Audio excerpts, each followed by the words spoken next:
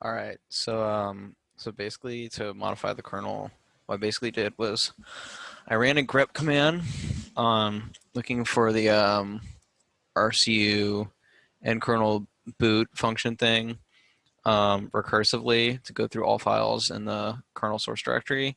So it was in the init folder and modified something called main.c, and it was pretty much at the end.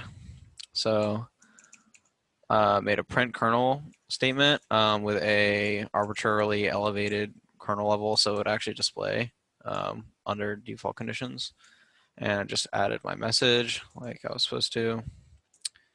Then saved it, and then to compile, went back to the source directory, and then basically ran this command, the make and sudo make install and make modules install, and that basically compiles all the binaries and updates the kernel. And then I would obviously just test it by restarting the system. So I did that until I got it to work the way I wanted it to. And then to make the patch file, I mean, it was kind of explanatory in the PDF. You just ran you add all the files to the get and then make a diff file. I SCP'd it with WinSCP back to my desktop, and then tested on a fresh VM.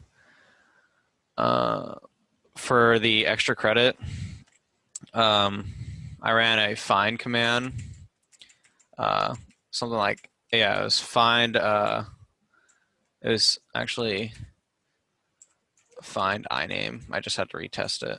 And then you had to run it under sudo because it's in a protected directory.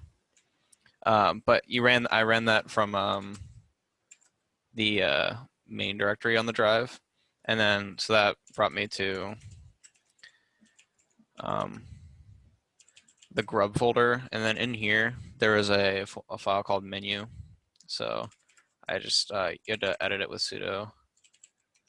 And then, oops, and then so I just added my name there. So, but you didn't have to add that to the Git because it didn't tell you to, but that's pretty much what I did for the project.